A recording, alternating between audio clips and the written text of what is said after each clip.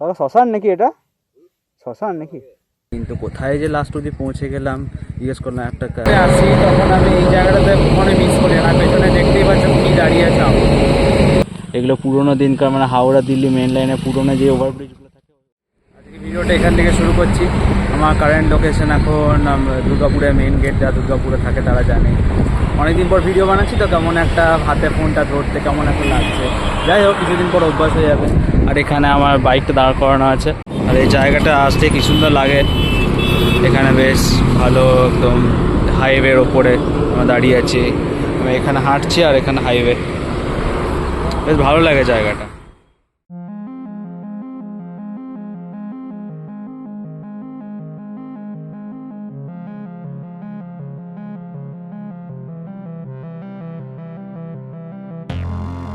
এখানে আমরা দাঁড়িয়েছিলাম, জাস্ট নাজারাটা দেখো জায়গাটা।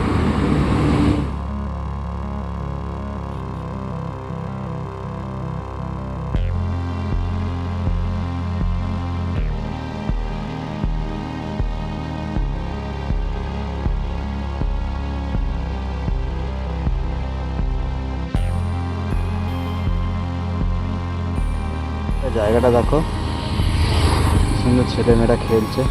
আজকাল এই জায়গাটা এরকম জায়গা দেখতেই পাওয়া যায় না।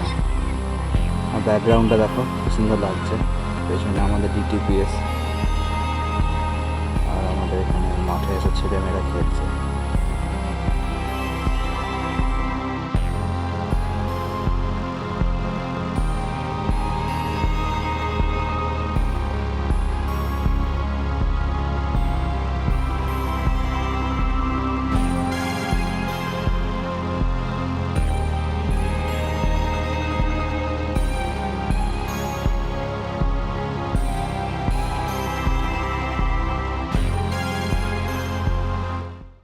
যখনই আমি এখানটায় আসি তখন আমি এই জায়গাটা দাঁড়াই। জায়গাটা দেখো, এখন পার্থেনিয়াম গাছ দিয়ে ভর্তি আছে। এটাকে পার করে যাই তখন এদিকে দেখো কি দারুণ লাগছে বলো জায়গাটা। এদিকে মালগাড়ি আসছে আর এখানে আমি দাঁড়িয়ে।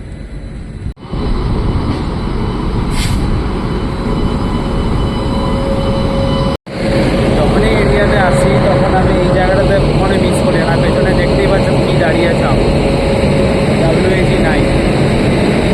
আর যেহেতু এই রাস্তাটা মানে দুটো রেলওয়ে লাইন পার করে থাকে, তাই জন্য মানে যে জায়গাটা যাচ্ছে সেটা দুটো রেলওয়ে লাইন পার করে যায়, তাই জন্য আমি এই জায়গাটা কখনোই মিস করি।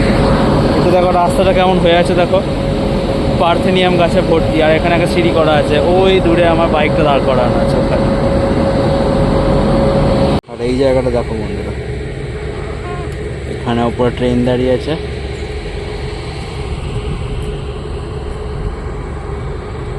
আর এখানে একটা কিছু নদী নালার মতো আছে এই জায়গাটা। আর যখন এখানটাতে কোনো বৃষ্টি হয় বা কিছু হয় তখন এই জায়গাটা পুরো জলে ভর্তি হয়ে যায়। পুরো এই ব্রিজটা দেখা যাচ্ছে, এই ব্রিজটা দেখা যাচ্ছে, এই ব্রিজটা পুরো জলের উপর পুরো ভর্তি হয়ে যায়।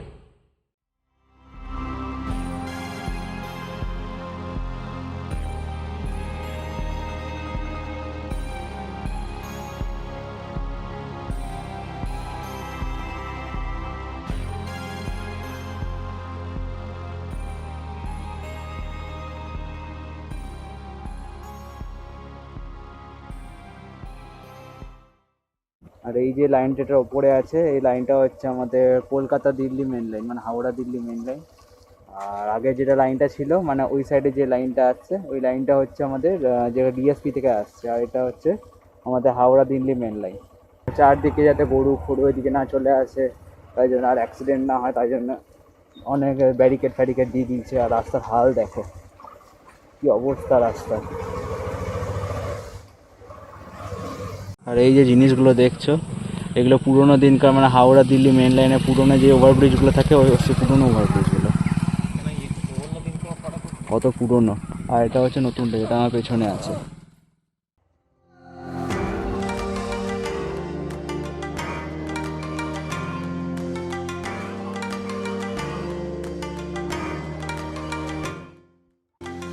জঙ্গলের রাস্তাটা দেখো, আশেপাশে পুরো জঙ্গল। এখানে মাঝখানে একটা রাস্তা, এরকম পুরো জঙ্গল হয়ে আছে। আর এদিকে আমি বাইক নিয়ে দাঁড়িয়ে আছি এখানে। মানে এই যে রাস্তাটা আছে, রাস্তা একদম সোজা চলে যাচ্ছে ওই আমাদের যে দামোদর আছে, দামোদর নদীর দিকে। আর ওই দামোদর নদীর পাড়ে আজকে আমি যাচ্ছি, কারণ ওই জায়গাটা এত শান্তশিষ্ট জায়গা আর এত সুন্দর জায়গা। তোমরা যদি যাও তাহলে তোমরা দেখেই তোমাদেরকে বলতে পারবো এত সুন্দর জায়গা। চলো আবার যাওয়া যাক। যদি যখন আসি তখন আমি এইদিকে আসি, মানে এই যে এখান থেকে দেখা যাচ্ছে দামোদরের পাড়টা, ওখানে আসি। তো আজ ইচ্ছা করছে এইদিকে যেতে, এদিকে রাস্তা ঢুকে আছে, এদিকে গিয়ে দেখা যাক কেমন কি জায়গা।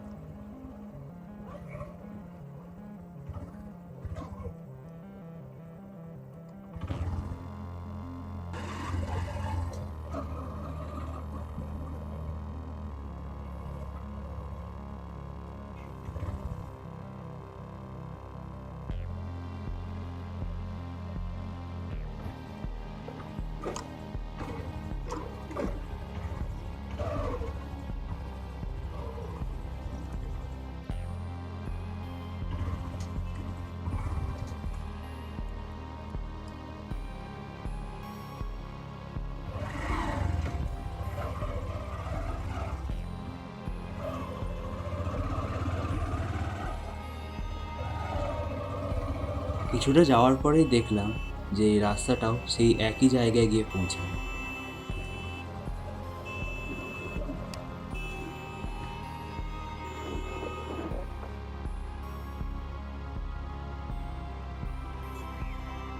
তাই ফোনে গুগল ম্যাপ খুলে দেখে নিলাম আর একটু এগিয়ে আরেকটা জায়গা।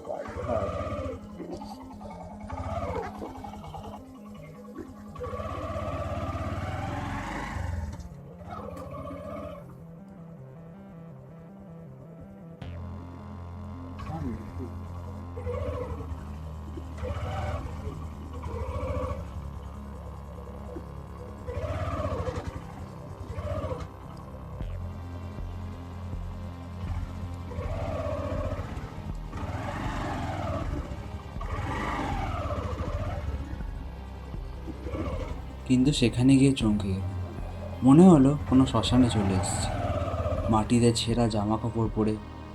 তাই সামনের এক কাকাকে জিজ্ঞেস করে নিলাম জায়গাটার ব্যাপারে। দাদা শ্মশান নাকি এটা? শ্মশান নাকি? শ্মশান আগে?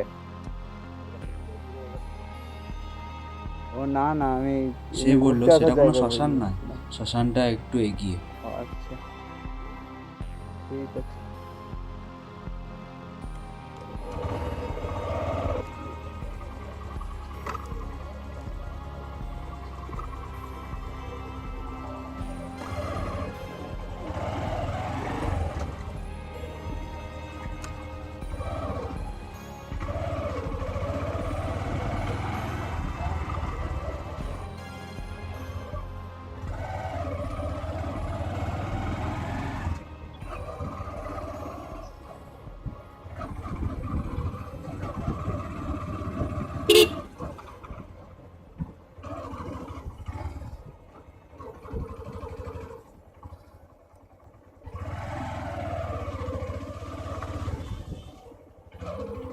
তারপর সেখান থেকে বেরিয়ে একটা মাঠে এসে পৌঁছালাম।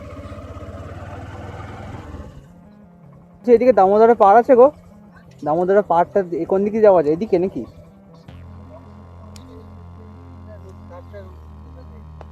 হ্যাঁ, বাইক নিয়ে যাওয়া যাবে? বাইক নিয়ে যাওয়া যাবে, হেঁটে যেতে হবে না? বসে থাকা কাকুর কাছে জিজ্ঞেস করে জানতে পারলাম যে মাঠের ওই পারে নদীর পাড়, কিন্তু বাইক নিয়ে যাওয়া যাবে।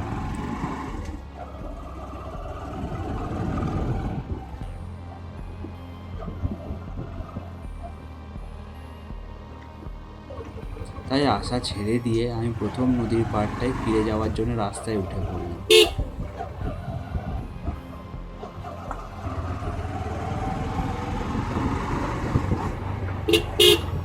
কিন্তু এই রাস্তা আমার চেনা নয়, মনে হলো হারিয়ে গেছি আমি।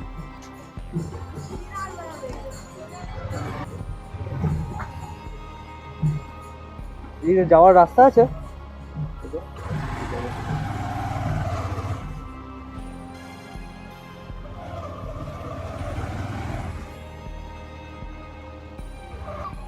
তারপরে কাকিমাকে জিজ্ঞেস করে চেনা রাস্তা খুঁজে পেলাম।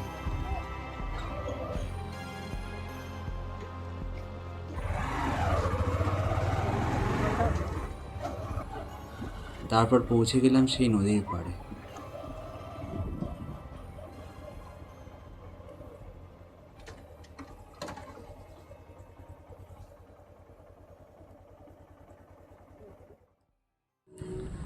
তো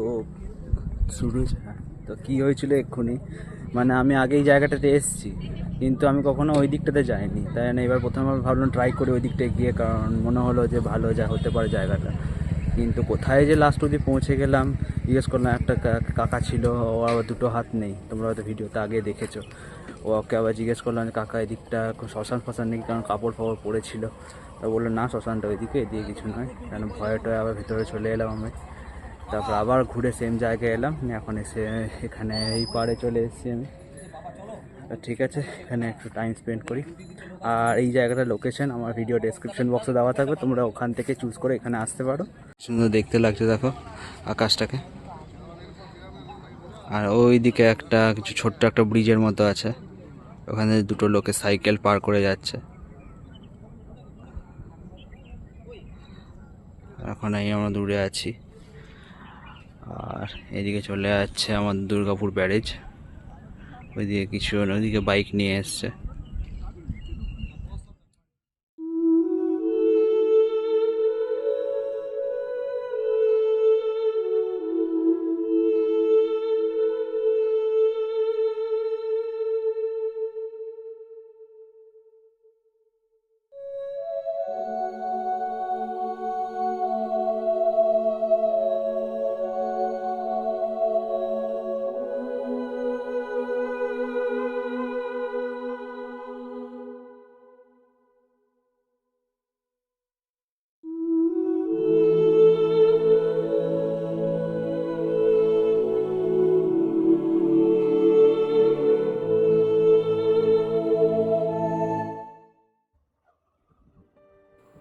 কিছুক্ষণ সময় কাটানোর পর আমি বেরিয়ে পড়লাম নিজের বাড়ির পথে।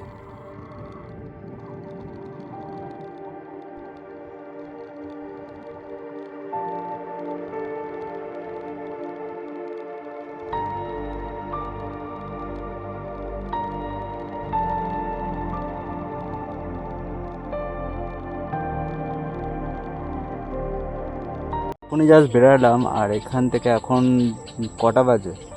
এখন বাজছে 6:09। আর আস্তে আস্তে যখন অন্ধকার হতে হয় তখন এই গাছপালা এরিয়া বা যখন জঙ্গল এরিয়া কাজগুলো মায়াবী হতে থাকে। দেখো ক্যামেরাতে খুব লাইট দেখাচ্ছে, কিন্তু অতটাও লাইট এখন নেই, মানে এক্সপোজারটা একদম কম, এরকম লাগছে পুরো জায়গাটা। কি সুন্দর লাগছে দেখো।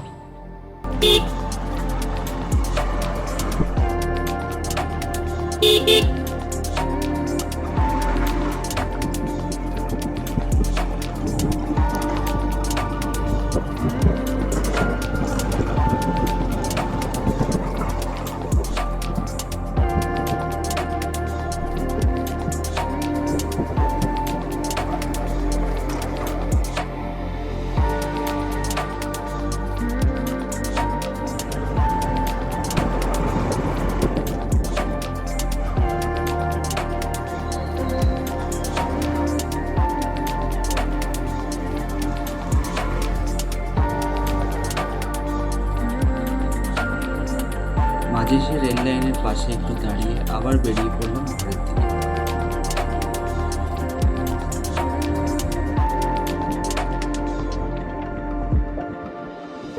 আজকের ঘোরার গল্প এই অবধি রাখলাম, ফিরে আসবো আবার একটা নতুন গল্প নিয়ে।